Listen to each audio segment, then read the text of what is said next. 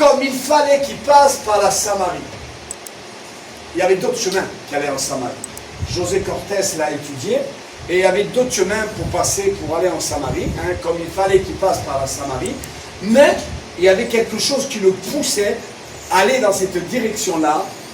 Il arriva dans une ville de Samarie, nommée Chichar, près du champ que Jacob avait donné à Joseph, son fils.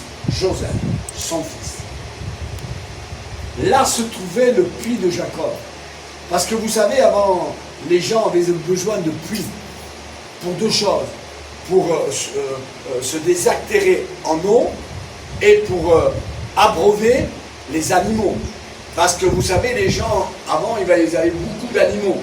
Ils se nourrissaient des animaux. Pour le lait, ils tuaient les animaux hein, pour pouvoir manger. Mais ces animaux-là, il fallait leur donner à boire. Et eux-mêmes, ils devaient boire. Alors, le puits de Jacob. Je fais exprès de m'arrêter. Jésus, il est le Fils de Dieu. Parce qu'en Jésus, il y a deux choses que nous devons savoir. En Jésus, il y a deux choses. Il est le Fils de Dieu, mais il est aussi le Fils de l'homme. Il était semblable à un homme. Et la parole là nous l'enseigne et nous le dit. Jésus, vous le dites, fatigué du voyage. S'il était Dieu, tout complètement, je ne serais pas fatigué. Mais parce que Jésus était Fils de l'homme pour comprendre l'homme, parce que Jésus n'aurait jamais compris l'homme s'il était simplement Fils de Dieu, carrément, du pied à la tête. Il était Fils de Dieu, c'est vrai, mais n'oublions pas qu'il était aussi Fils de l'homme. Il est né par une femme qui s'appelait Maria. C'est pas la double, mais c'est Marie. Fatigué du voyage, on revient au fatigué du voyage. Ah ouais, c'est là. Fatigué du voyage, il était assis au bord, assis. Il s'assoit. Il s'assoit comme un homme. Parce que, est-ce qu'on est fatigué, quand on est fatigué, on reste debout? Les jeunes filles? Non. Mais non. Quand on est fatigué, on a tendance à s'asseoir. Ouais, c'est bien, vos amis. À s'asseoir, tu as dit. Quand on est fatigué, on a tendance à trouver du repos, je m'assois.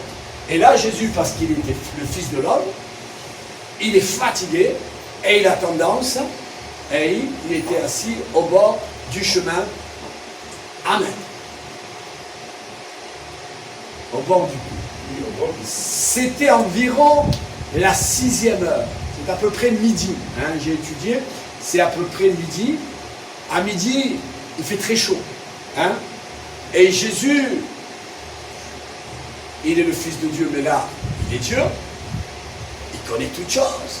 Il sait toutes choses.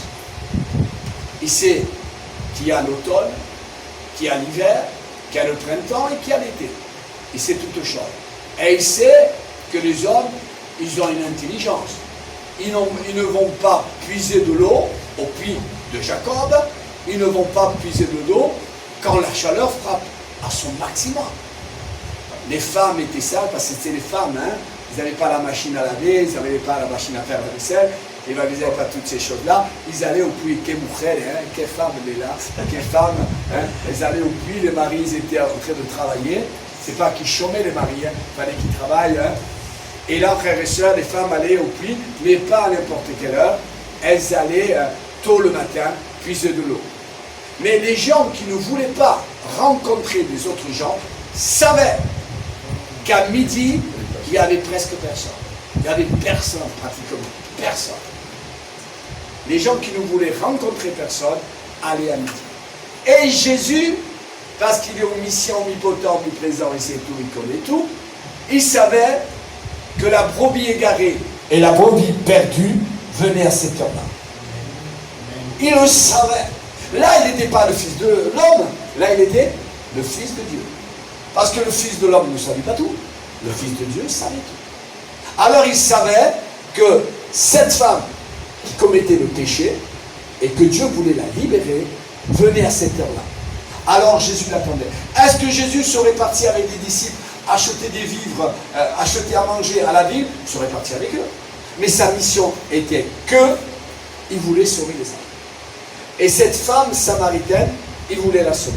Et il savait à quelle heure elle sortait pour puiser de l'eau. Une femme, on va parler d'elle, une femme, c'était pas un homme, c'était une femme samaritaine, vint puiser de l'eau au puits de Jacob. Jésus lui dit, tout simplement, donne-moi à boire. C'était un peu, Jésus voulait enclencher la conversation, mais c'était un peu malsain. Il n'y avait presque personne dans le puits. Il n'y avait que elle. Et qu'un homme s'adresse à une femme, c'était malsain. Mais lui, il est là le Fils de Dieu. Le Fils de l'homme et le Fils de Dieu. Il s'adresse à elle et lui dit tout simplement, donne-moi à boire.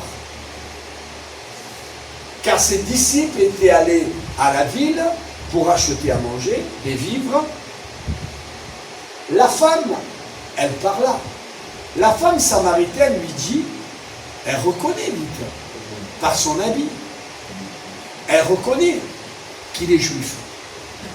La femme samaritaine lui dit, comment toi, qui es juif, elle reconnaît qu'il est juif, à son habit, me demandes-tu à boire à moi, qui suis une femme? Femme, je vais aller plus loin. Que suis-je une femme? Samaritaine. Les Samaritains, avec les Juifs, ils n'avaient pas trop de relations. Ils se parlaient très peu. Et là, elle s'étonne que Jésus parle à une femme, et surtout une Samaritaine. Les Juifs, elle dit enseignement, les Juifs, en effet, n'ont pas de relation, ça ne parle pas, ça ne discute pas, avec les Samaritains. Mais qui es-tu, toi? Comment c'est possible que la tradition, la religion, on doit faire comme ci, on doit faire comme ça, soit brisée? Il est le Fils de Dieu. Il brise toutes choses. Jésus lui répondit, si tu connaissais, parce que parfois on ne connaît pas certaines choses, et Jésus veut nous les faire connaître. Jésus lui répondit, si tu connaissais, on va enlever ça, d'accord avec moi? On va enlever don, et on va le remplacer, parce que ça veut dire pareil, cadeau. D'accord?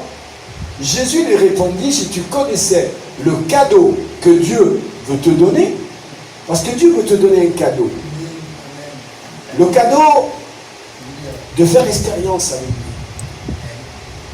D'avoir le désir dans ton cœur d'être exaucé, d'être béni. Et je crois, Jésus attendait cette femme. Et je crois que Jésus t'attend. Ne t'attend pas pour te juger, te critiquer, te calomnier. Non. Jésus t'attend pour te bénir. Amen. Amen. Dieu veut te bénir. Vous savez, on ne s'amuse pas avec la volonté de Dieu. La volonté de Dieu, c'est que toutes les âmes soient sauvées. Amen. La volonté de Dieu, elle est toute puissante. Si Dieu a décidé de te bénir, cache-toi où tu veux te cacher et il te bénira. Amen. Car Dieu a pour toi non des projets de malédiction, il a pour toi des projets de bénédiction. On applaudit le Seigneur. Amen. Jésus lui répondait, si tu connaissais le cadeau de Dieu, qui est celui qui te dit, approche-toi de moi, je m'approcherai de toi, qui te dit, donne-moi à boire. Si tu connaissais le cadeau, mais quel cadeau pouvait recevoir cette femme? Que Dieu l'éclaire, que Dieu lui donne du discernement, qu'elle voie dans ces juifs-là qu'il était le Fils de Dieu. Si tu connaissais, donne-moi à boire. Tu l'aurais toi-même demandé à boire. Mais la femme est sage. Et il t'aurait donné de l'eau vive. La femme parle. Seigneur. Est-ce que on peut dire Seigneur, s'il te plaît? Tu me demandes à boire et maintenant tu dis, je t'aurais demandé à boire. Seigneur, lui dit la femme, tu n'as rien. Tu n'as rien pour puiser. Et le puits est profond. D'où tu aurais donc cette eau vive? Parole, parole, parole. Elle croyait que c'était encore un homme qui la baratinait. Et es-tu plus grand, la religion et la tradition, es-tu plus grand que mi abuelo, qui m'a enseigné las cosas gitanas, italiennes? Es-tu plus grand que mon grand-père? Mon grand-père, il m'a dit, hein, frappe la femme. Enfin bref. Es-tu plus grand que mi abuelo? Non, es-tu plus grand que notre père Jacob, qui nous a donné ce puits, qui a bu lui-même, ainsi que ses fils, et je reviens, ses troupeaux? Jésus la regarde. Et quel regard devait la regarder Jésus? On pourrait dire, en la regardant, elle a tout compris. Maintenant, il fallait qu'il lui explique. Il y a des gens que Jésus regarde, ils ont tout compris. Mais il y a des gens qu'il faut qu'il explique. Et peut-être toi et moi, nous sommes des gens qu'il faut qu'il nous explique. Vous savez qu'il est écrit dans la parole de Dieu, le peuple périt parce qu'on l'explique ou pas. Le peuple périt par manque de connaissance. Nous sommes appelés à avoir de la connaissance. Et cette femme n'avait pas trop de connaissances. Jésus lui répondit, quiconque boit de cette eau aura encore soif. On pourrait dire c'est normal. Moi j'ai bu tout à l'heure une bouteille, j'en ai bu une, peut-être à la maison, je rentrerai, je bois encore une autre. Mais Jésus ne lui parlait pas de cette eau. Il lui parlait d'une autre eau.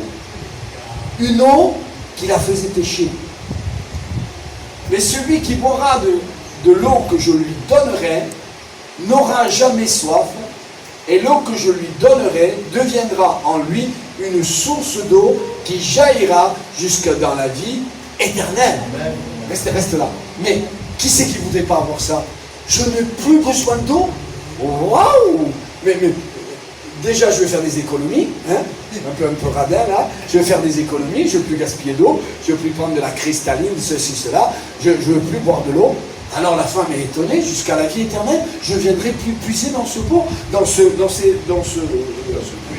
puits. La femme intéressée, et quoi de plus normal? Vous ne voyez pas que c'est normal qu'elle s'intéresse, de plus venir au pot, au puits, puiser, avec cette chaleur. Et Jésus lui demande, elle sera désactérée jusqu'à la vie éternelle. Alors cette femme va répondre tout de suite par intérêt. Elle dit, la femme lui dit, Seigneur, elle fait une prière, hein, elle fait une demande, hein, elle dit, Seigneur, donne-moi de cette eau, afin que je n'aille plus, que je n'ai plus, afin que je n'ai plus soif et que je vienne plus puiser ici. Jésus est intelligent. Va, lui dit Jésus. Jésus connaît toutes choses. Il ne voulait pas la désactérer de cette eau-là. Il voulait la désactérer d'une autre chose qui était pour elle un péché. Jésus lui dit, appelle ton mari. Pourquoi il dit appelle ton mari? Il pourrait dire, viens, approche-toi de moi et je prie pour toi et tu es béni. Vous êtes d'accord avec moi? Il dit, viens, voilà, tu ne boiras plus de cette eau. Il lui impose les mains, ou il fait une prière pour elle, ça y est, elle est bénie. Mais là, Jésus lui dit, appelle ton mari et viens ici. Le piège. La femme répondit. Elle est nette, hein? Elle n'est pas menteuse, hein? La femme répondit, je n'ai point de mari. Elle lui dit, elle vivait à la colle. Je n'ai point de mari. Jésus, qui est là, il est le Fils de Dieu, il n'est pas le Fils de l'homme. Jésus lui dit, tu as eu raison de dire, je n'ai point de mari. Le dialogue est bien, elle ne ment pas. C'est bien, tu n'as pas menti. Maintenant, il va lui révéler. Elle va être un peu... Comment on peut dire ça? Elle va être découverte. Car tu as eu 5 maris. Eh bien, que Dieu la bénisse. Tu as eu 5 maris. Et elle n'a pas 5, hein? Elle en a eu 6. Tu as eu 5 maris. Et celui que tu as maintenant n'est pas ton mari. La femme lui dit qu'elle est vraie. À cela, tu as dit vrai. Le Seigneur lui dit, femme, Non, la femme dit Seigneur, il dit la femme, je vois que tu es prophète. Un prophète, c'est celui qui parle de la part de Dieu, mais lui, il était Dieu. Nos pères ont adoré sur cette montagne. Et vous dites, vous, que le lieu où il faut adorer, c'est à Jérusalem. Femme, lui dit Jésus, crois-moi, l'heure vient. Ce ne sera sur cette montagne, ni à Jérusalem, que vous adorerez le Père. Vous adorez ce que vous ne connaissez pas, et nous adorons ce que nous connaissons, car le salut vient des Juifs. Amen.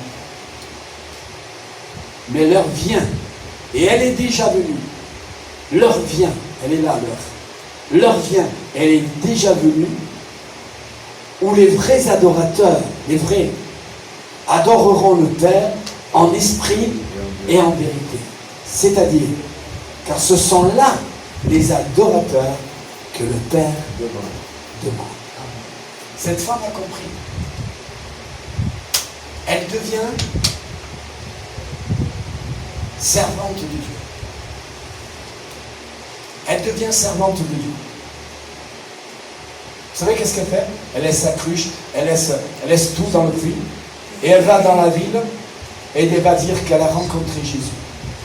Elle va parler de Jésus. Elle va devenir servante de Jésus. Et les gens vont venir rencontrer Jésus à cause de cette femme que Jésus a parlé et qui lui a dévoilé sa vie.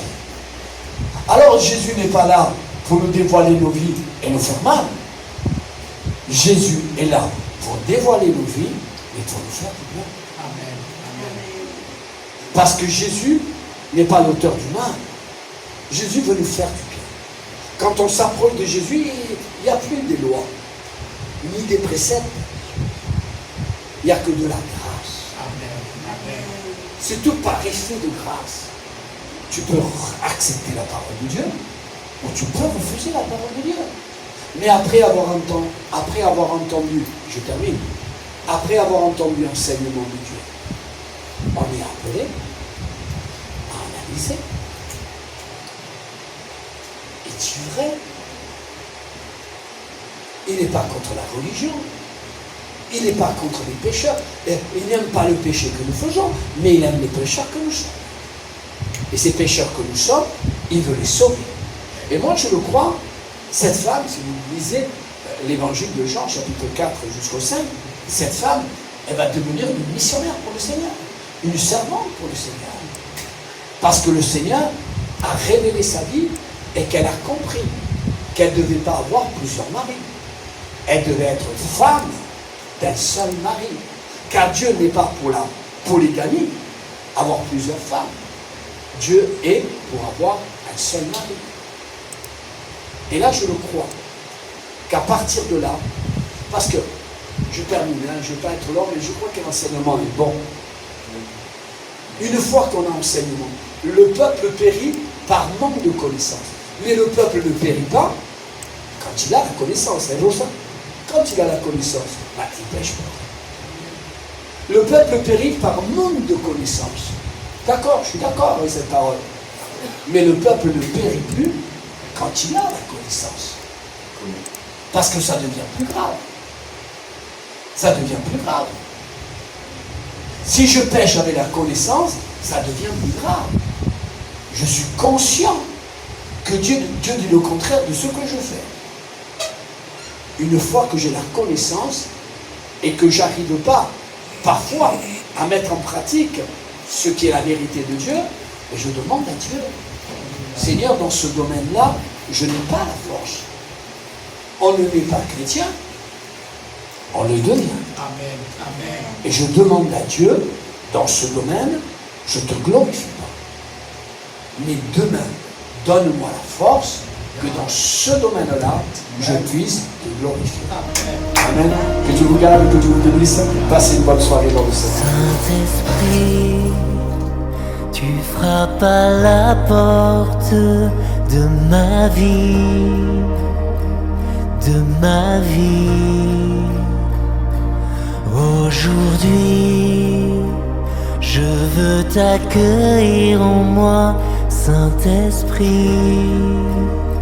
Saint-Esprit, j'ouvre mon cœur, brise l'armure.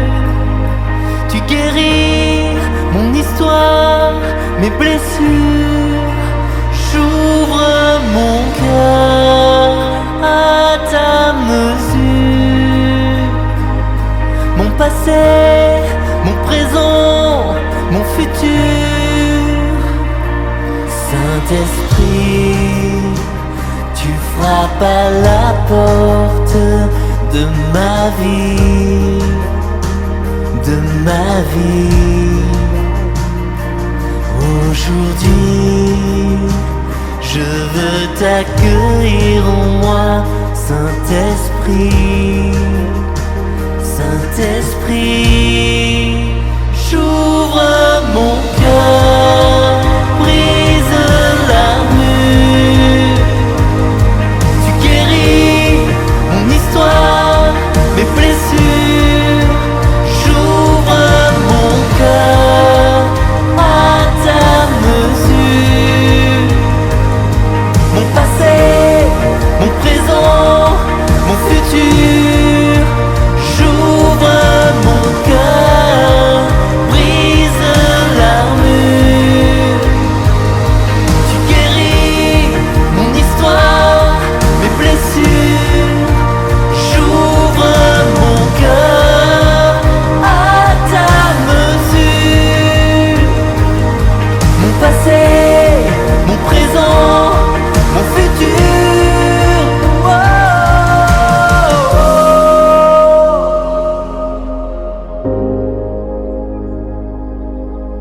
Oh, Seigneur, tu nous dis, voici que je me tiens à la porte et que je frappe. Aujourd'hui, je veux t'ouvrir mon cœur à ta présence, à ton amour. J'ouvre mon cœur, brise l'armure. Tu guéris mon histoire, mes blessures. J'ouvre mon cœur à ta mesure. Mon passé, mon présent, mon futur.